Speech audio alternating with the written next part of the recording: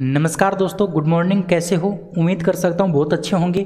दोस्तों, मैं राकेश सियागा आप सभी का स्वागत करता हूँ आपके अपने यूट्यूब चैनल ज्ञान का अड्डा पर। दोस्तों, आज हम बात करने वाले हैं 25 नवंबर के करंट अफेयर के बारे में। उम्मीद करता हूँ आप बहुत अच्छे से वीडियो को देख रहे होंगे, लेकिन आप थोड़ा सा वीडियो शेयर कम करते हो। आपसे मैं रिक्वेस्ट करना चाहूँगा कि आप अपने दोस्तों तक वीडियो को शेयर जरूर कर दें, है ना। इसके साथ साथ अगर आपको पसंद आता है तो लाइक कर दें। अगर फिर भी कोई सुझाव आपके लिए है, आप अगर देना चाहो तो आप कमेंट कर सकते हैं, ठीक है। तो आज की इस वीडियो को स्टार्ट करते हैं और आज हम बात करते हैं 25 नवंबर के करंट अफेयर के बारे में। चलिए वीडियो को शुरू करते हैं। पहला क्वेश्चन है कि किस राज्य के पूर्व मुख्यमंत्री तरुण गोगोई का हाल ही में 86 साल की उम्र में निधन हो गया। दोस्तों, आपको ये बताना है कि ये जो तरुण गोगोई हैं, ये किस राज्य के पूर्व मुख्यमंत्री थे जिनका हाल ही में क्या हो गया, निधन हो गया। तो मैं आपको बता दूं मेरे प्यारे दोस्तों, जो तरुण गोगोई हैं वो असम, इसके असम राज्य के मुख्यमंत्री थे, पूर्व मुख्यमंत्री, जिनका हाल ही में क्या हो गया, निधन हो गया। कितने वर्ष की उम्र में हुआ है? तो 86 वर्ष की उम्र में हुआ है। तो ऑप्शन नंबर बी आपका क्या हो जाएगा, बिल्कुल करेक्ट हो जाएगा। तो निधन से क्वेश्चन आता है दोस्तों आपके एग्जाम में, और जैसे अब आपका पटवारी का एग्जाम होने वाला है तो उसमें तो आने की संभावना है, क्योंकि ये एक अच्छा क्वेश्चन है आपके लिए, ठीक है। चलिए आगे बढ़ते हैं। अगले क्वेश्चन की अगर बात करें तो अगला क्वेश्चन आपके सामने है कि कोविड-19 के दौर में हाल ही में राष्ट्रीय फार्मेसी सप्ताह कब मनाया गया? राष्ट्रीय फार्मेसी सप्ताह कब मनाया गया कोविड-19 के दौर में? ये क्वेश्चन आपसे पूछा है। तो ध्यान रखना मेरे प्यारे साथियों, 17 से लेके 21 नवंबर के मध्य, 17 से 21 नवंबर के मध्य आपका राष्ट्रीय फार्मेसी सप्ताह मनाया गया था। राष्ट्रीय फार्मेसी सप्ताह कब मनाया गया था? 17 से लेके 21 नवंबर के मध्य, ठीक है। ऑप्शन नंबर ए आपका क्या हो जाएगा, बिल्कुल करेक्ट आंसर हो जाएगा, ठीक है। चलिए 17 से 21 नवंबर, 17 से 21 नवंबर राष्ट्रीय फार्मेसी सप्ताह, ठीक है ना। चलिए आगे बढ़ते हैं। अब बात आती है इस राष्ट्रीय फार्मेसी सप्ताह की थीम क्या थी। इसकी थीम थी pharmacist front line health professional, pharmacist front line health professional, ये इसकी क्या थी, मतलब थीम थी। ये थीम भी आपको ध्यान रखनी है। चलिए अगले क्वेश्चन की बात करते हैं। अगला क्वेश्चन है कि 23 नवंबर से भारत और किस देश के नौसेना के बीच में सिम्बेक्स युद्धाभ्यास का आयोजन शुरू हुआ है? दोस्तों, 23 नवंबर से सिम्बेक्स नाम के युद्ध अभ्यास का आयोजन शुरू हुआ है। वो भारत और किस देश के बीच में नौसेना का मतलब नौसेना का अभ्यास है, मतलब नेवी का क्या है, ये नेवी का ये क्या है, एक अभ्यास है सिम्बेक्स। तो ये भारत और किस किस के बीच में है? तो ध्यान रखना मेरे प्यारे दोस्तों, भारत और सिंगापुर, भारत और सिंगापुर के मध्य 23 नवंबर को नेवी का एक सिम्बेक्स नाम का युद्ध अभ्यास है, उसका आयोजन स्टार्ट हुआ है 23 नवंबर को भारत और सिंगापुर के मध्य। ऑप्शन नंबर सी आपका क्या हो जाएगा, बिल्कुल करेक्ट हो जाएगा, ठीक है। चलिए अगले क्वेश्चन से पहले हम बात करते हैं सिंगापुर के प्रेसिडेंट की। सिंगापुर का प्रेसिडेंट कौन है? यहाँ का जो राष्ट्रपति है उनका नाम है हलीमा याकूब, हलीमा याकूब। इसके पीएम का नाम है, प्राइम मिनिस्टर का नाम है ली सिएन लूंग, ली सिएन लूंग सिंगापुर के क्या हैं, प्रधानमंत्री हैं। और दोस्तों, इनकी संसद को क्या कहा जाता है? इनकी संसद को पार्लियामेंट कहा जाता है। क्या कहा जाता है? पार्लियामेंट। जैसे अमेरिका की संसद को क्या कहा जाता है? अमेरिका की संसद को कांग्रेस कहा जाता है। क्या कहा जाता है? कांग्रेस कहा जाता है। उसी प्रकार से इनकी संसद को पार्लियामेंट कहा जाता है। यहाँ की मुद्रा क्या है? डॉलर। यहाँ की मुद्रा क्या है मेरे प्यारे दोस्तों? डॉलर। ये बात भी आपको ध्यान रखनी है, ठीक है। चलिए अगले क्वेश्चन की बात करते हैं। अगला क्वेश्चन है कि हाल ही में की गई घोषणा के अनुसार भारत निम्न में से किस वर्ष के लिए G20 का अध्यक्ष होगा? किस वर्ष के लिए G20 का अध्यक्ष भारत होगा? ये घोषणा हाल ही में की गई है। तो मैं आपको बता दूं 2023 में जो G20 देशों का जो सम्मेलन होगा, उस 2023 के G20 देशों के सम्मेलन में भारत क्या करेगा? अध्यक्षता करेगा। जैसे 2020 के G20 में, 2020 के G20 में अध्यक्ष कौन है? तो दोस्तों सऊदी अरब, सऊदी अरब 2020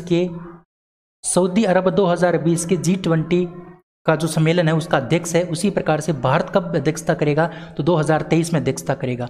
अच्छा, G20 क्या है मेरे प्यारे दोस्तों, तो मैं आपको बता दूं G20 19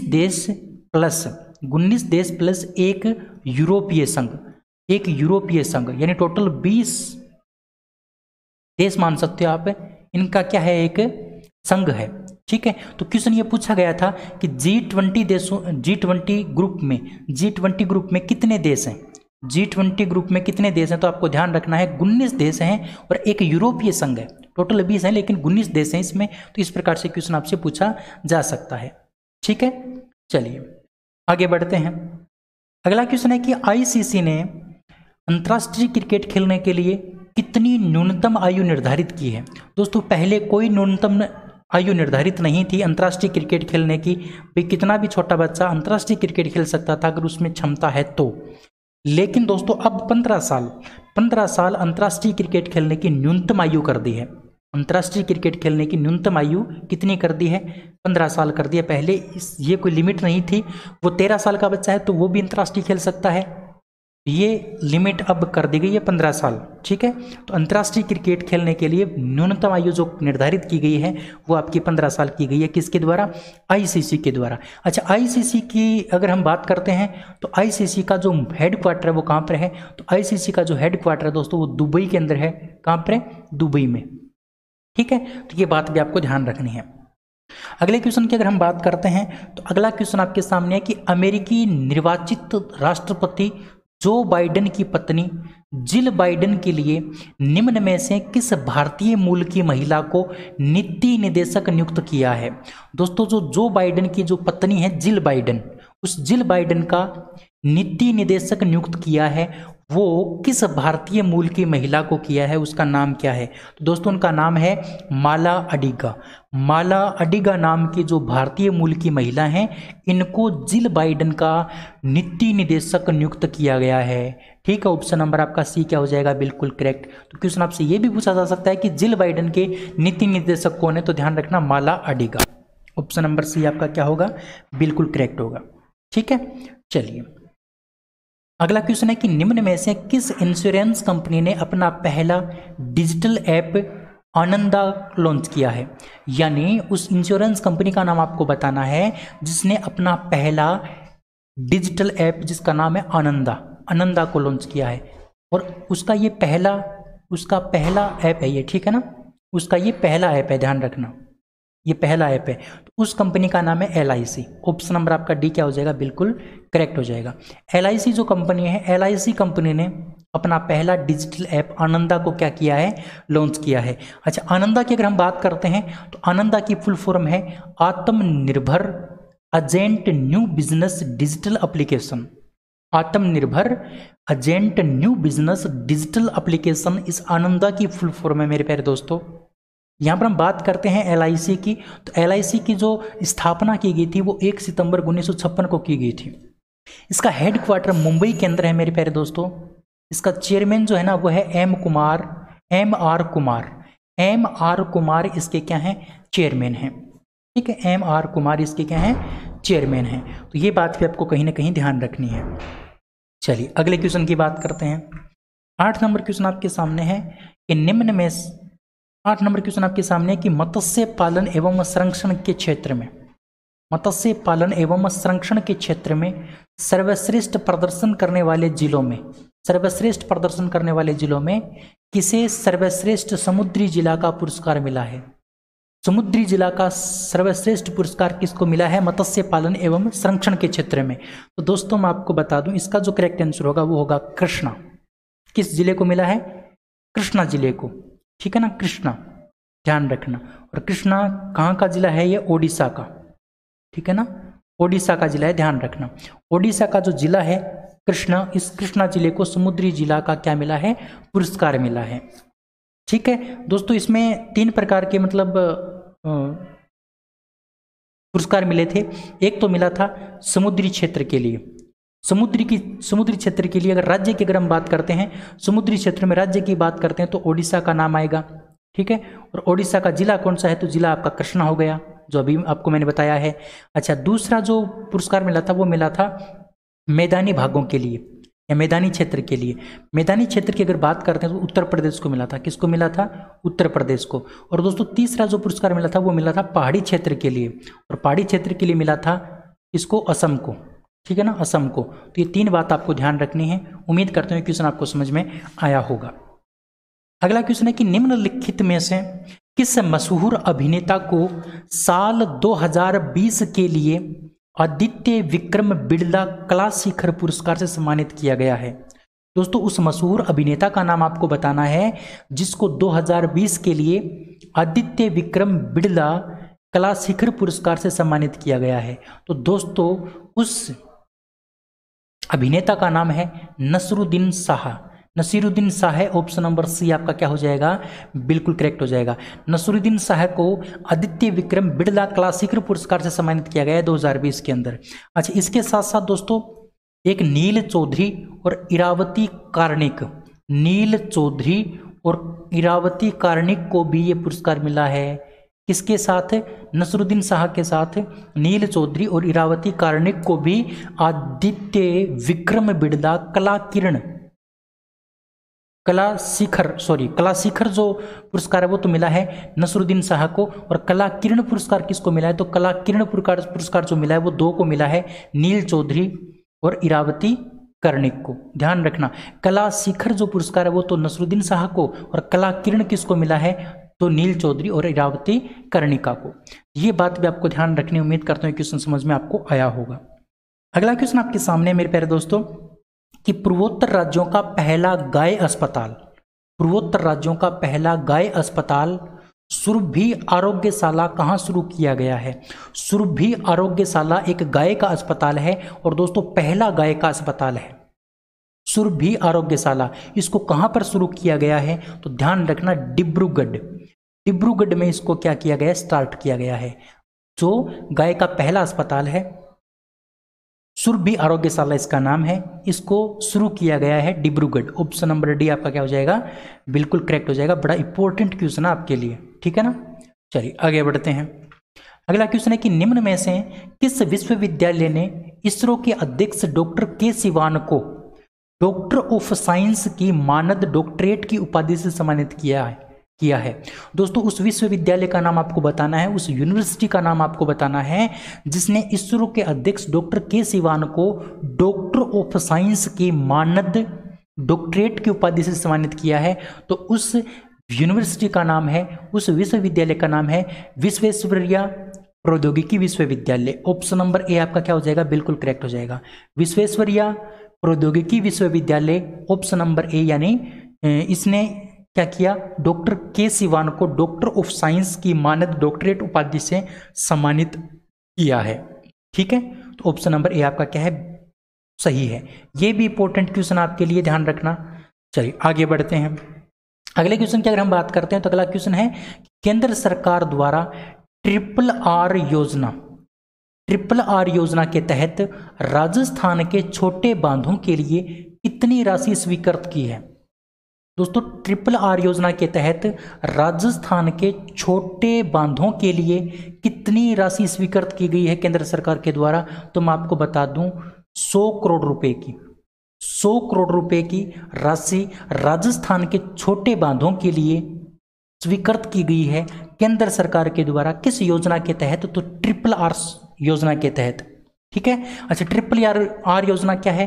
ट्रिपल आर की अगर हम बात करते हैं तो रिपेयरिंग, रेस्टोरेशन और रिहेबिलिटेशन, रेस्टोरेशन और रिपेयरिंग, ये 3R या ट्रिपल आर क्या है? एक मतलब योजना है। इस योजना के तहत 100 करोड़ रुपए निवेश करेगी या 100 करोड़ रुपए की राशि स्वीकृत की गई है केंद्र सरकार के द्वारा राजस्थान के छोटे बांधों के लिए, ठीक है। चलिए अगला क्वेश्चन है कि हाल ही में राजस्थान के प्रसिद्ध व्यक्ति मूलचंद शर्मा का निधन हो गया, इनका संबंध किस स्थान से है? तो मूलचंद शर्मा का निधन हो गया, इनका संबंध किस स्थान से है? तो मैं आपको बता दूं इनका संबंध आनंदपुरा से है। कहां से है? आनंदपुरा से। और आनंदपुरा पड़ता है आपका नागौर। कहां पड़ता है? नागौर। नागौर का गांव है आनंदपुरा, ठीक है। तो मूलचंद शर्मा का निधन आनंदपुरा से है। अच्छा, मूलचंद शर्मा प्रसिद्ध व्यक्ति क्यों है, उसका कारण क्या है? देखिए, राजस्थान के मूलचंद अपनी 12 फीट लंबी मूंछों के लिए संपूर्ण भारत में प्रसिद्ध थे। दोस्तों इनकी जो मूंछें थी ना वो 12 फीट लंबी थी, इसीलिए ये प्रसिद्ध थे पूरे देश के अंदर। पूरे देश में ये 12 फीट लंबी मूंछों के लिए प्रसिद्ध थे। इन्होंने दर्जनों फिल्मों में विलेन का रोल निभाया है। इसका रोल निभाया है, विलेन का रोल निभाया है। ठीक है, तो ये बात भी आपको ध्यान रखनी है। तो इनकी मूंछें कितनी लंबी थी? 12 फीट लंबी मूंछें थी, और इसीलिए क्या थे? प्रसिद्ध थे पूरे देश के अंदर। मूलचंद शर्मा को राजस्थान के मुख्यमंत्री के द्वारा भी सम्मानित किया जा चुका है। दोस्तों मूलचंद शर्मा का संबंध राजस्थान के नागौर जिले के आनंदपुरा गांव से है। उम्मीद करता हूं ये बात अच्छे से आपको समझ में आ गई होगी। अगले क्वेश्चन की बात करते हैं। तो अगला क्वेश्चन आपके सामने है कि 22 नवंबर 2020 को ऑनलाइन प्लेटफॉर्म पधारो हमारे देश का उद्घाटन किसके द्वारा किया गया? दोस्तों पधारो हमारे देश का उद्घाटन किया गया है अशोक गहलोत के द्वारा। किसके द्वारा? अशोक गहलोत के द्वारा। और दोस्तों मैं आपको बता दूं, ये जो पधारो हमारे देश है ना, ये एक ऑनलाइन प्लेटफॉर्म है। इसको 22 नवंबर 2020 को लॉन्च किया गया है, और इसका उद्घाटन किसने किया है? अशोक गहलोत ने किया है। अच्छा, इसके बारे में अगर हम बात करते हैं तो पधारो हमारे देश एक ऑनलाइन प्लेटफॉर्म है। इसको किसने लॉन्च किया है? इसकी शुरुआत किसने की है? तो ध्यान रखना मेरे प्यारे दोस्तों, लोक कलाकारों ने इसकी शुरुआत की है। किसने शुरुआत की है? लोक कलाकारों ने इसकी शुरुआत की है। इसका उद्घाटन किसने किया है? इसका उद्घाटन अशोक गहलोत ने किया है, मुख्यमंत्री। कब किया गया है? 22 नवंबर 2020 को किया गया है। और इस मतलब शुरुआत से या इसके द्वारा क्या करेंगे, जितने भी प्रसिद्ध कलाकार हैं वो अपने घर से ही क्या करेंगे, लोक कलाओं की प्रस्तुति देंगे इस योजना के तहत या फिर इस ऑनलाइन प्लेटफॉर्म के तहत, पधारो हमारे देश के तहत। ठीक है, तो ये 2-3 बातें आपको ध्यान रखनी है कि कब इसका उद्घाटन किया गया, किसके द्वारा उद्घाटन किया गया और किसके द्वारा इसकी शुरुआत की गई है। तो शुरुआत तो इसकी लोक कलाकारों के द्वारा की गई है, उद्घाटन इसका अशोक गहलोत ने किया 22 नवंबर 2020 को। आज के लास्ट क्वेश्चन की बात करते हैं। आज का लास्ट क्वेश्चन आपके सामने है कि हाल ही में राजस्थान से संबंध रखने वाले किस व्यक्ति ने उत्तराखंड वन विभाग में भारत के पहले मोस गार्डन का उद्घाटन किया? दोस्तों उत्तराखंड के अंदर मोस गार्डन, भारत का पहला मोस गार्डन का उद्घाटन किया गया उत्तराखंड के अंदर। किसके द्वारा किया गया वो आपको बताना है। तो उसका उद्घाटन किया गया था राजेंद्र सिंह के द्वारा। किसके द्वारा?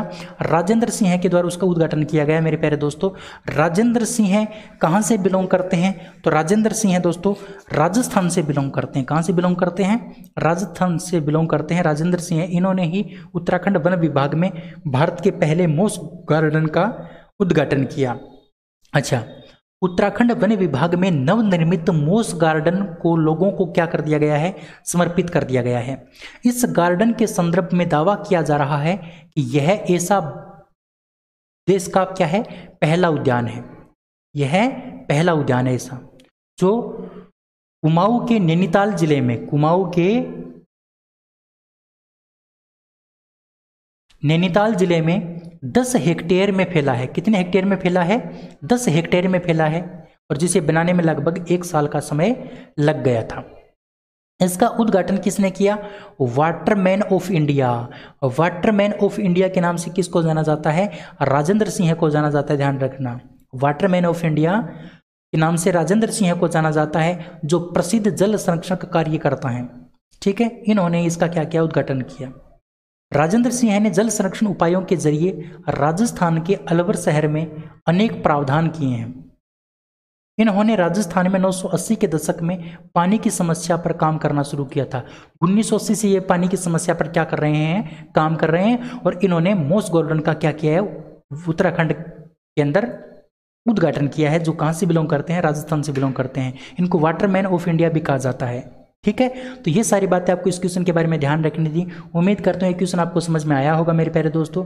आज की इस वीडियो में इतना ही, अगली वीडियो में फिर मिलते हैं। तब तक के लिए जय हिंद, जय भारत। अगर दोस्तों आपको वीडियो पसंद आया है तो आप इस वीडियो को लाइक करेंगे, शेयर करेंगे अपने दोस्तों तक, और चैनल को आप सब्सक्राइब जरूर करेंगे। ठीक है ना, ये 3-4 काम करना आपका फर्ज बनता है, आपका कर्तव्य है, इतना आप कर दीजिए। इसके अलावा जो भी हमें करना है वो हम करेंगे। ठीक है, चलिए, उम्मीद करता हूँ आज का सेशन आपको बहुत पसंद आया होगा। आज की इस वीडियो में इतना ही, आगे फिर मिलते हैं। जय हिंद, जय Bharat, thank you, bye bye.